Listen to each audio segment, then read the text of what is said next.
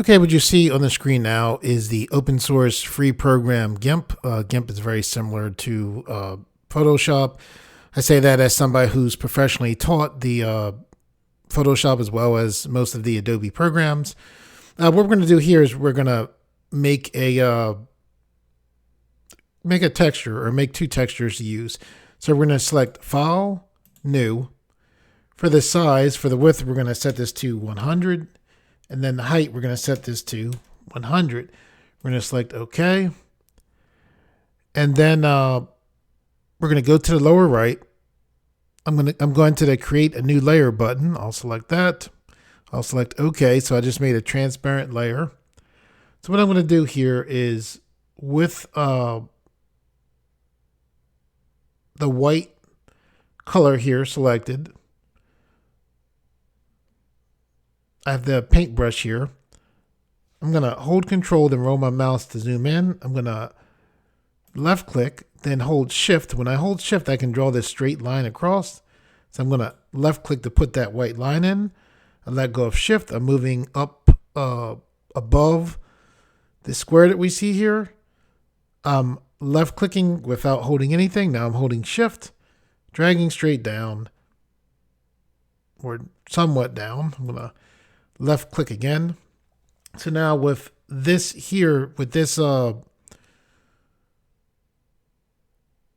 square here made, I'm going to go to File, Export As. I'm going to export this as a PNG. So I'm going to search for PNG. So now I'm looking for the folder, Blender to Godot animation. So we'll go to Assets, Art, Background. So I'll name this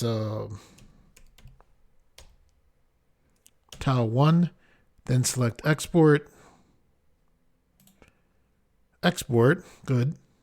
So now what we'll do is we'll make another blank folder, bring this down below these white lines here. And for this, what I'm going to do is I'm going to change this white color to a bluish color. Select OK. I'm going to hold Control, then press the comma key. So now I have a similar square, just with a blue background instead of the yellow. I'll go to File, Export As. I'll change this to Tile 2. Then select Export, then Export.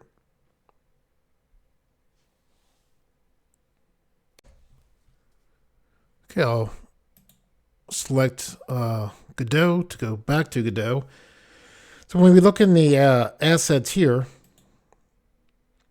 and what this is basically showing us the folder that we have our Godot work in. So when I go to Art and then Background, we can see here are the two tiles that we just made. Okay, so what we're going to do now is we're going to go to the right of the screen where we see material. We're going to click the arrow. We're going to select New Spatial Node. We're going to click right on the sphere. We're going to go to Albedo where we see texture. We're going to select empty, go to Load, and then we're going to go to Assets, Art, Background.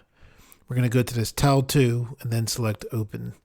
So once this comes in, this is spread over the entire piece of geometry. So what we want to do to work with that is go to UV1, select the arrow for the scale.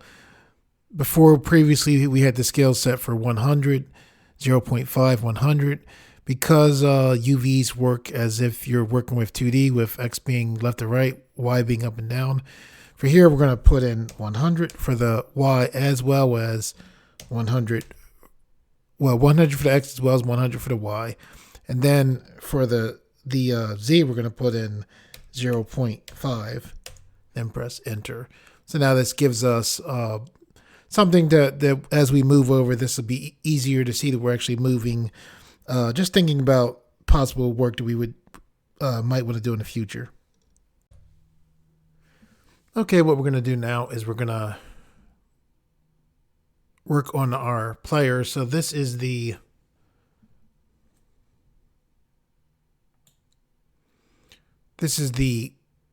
Godot folder that we're currently in. So what we're going to do is go to player, and what I'm going to do is drag this folder over. When I was originally working with the mech file in Blender, when I exported the GLTF out, there were some hidden objects. I went back, edited the file, and now we have this newer, correct GLTF. So what we're going to do is right-click, select copy, left-click, right-click, paste that in. I'm going to minimize this folder. When I minimize this folder, you're going to see this. You're going to see the Godot was importing this into Godot. There it goes. Okay, so to set up our player, the first thing we're going to do is go to the upper left, select plus. We're going to ignore these buttons here. We're going to go to plus, and we're going to select kinematic body. So we can type in Kine. The reddish kinematic body is the one that we want because the reddish is 3D, where blue is 2D. We'll select create.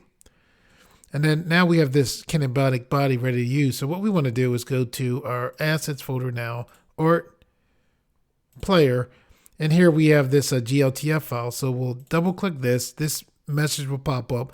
We'll select open anyway. And then this is our GLTF file. This mech is super humongous.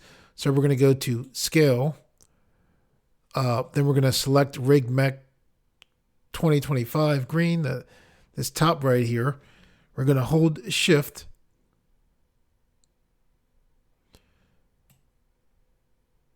And we're going to scale this down. Like that. I let go of shift. We're going to go back to our select node. Now with this scaled down, what we want to do is go to scene, save as scene. And the reason why we want to do this is this will, by saving this, this mech will be saved as a default Godot scene. So now with that done, what we can do is we can close this, and then we'll go to our actual Godot file. We'll double click that.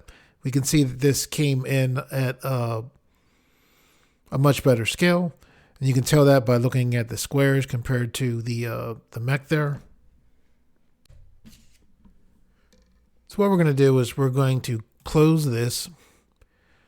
We're going to drag this file towards our kinematic body. We're going to go to, we're going to select first the mech. And then with that selected, we'll go to transform. We're going to change these translations to 0, 0, as well as 0. And then with that done, what we're going to do is we're going to right click, look for editable children. We'll select that. And now with this editable children,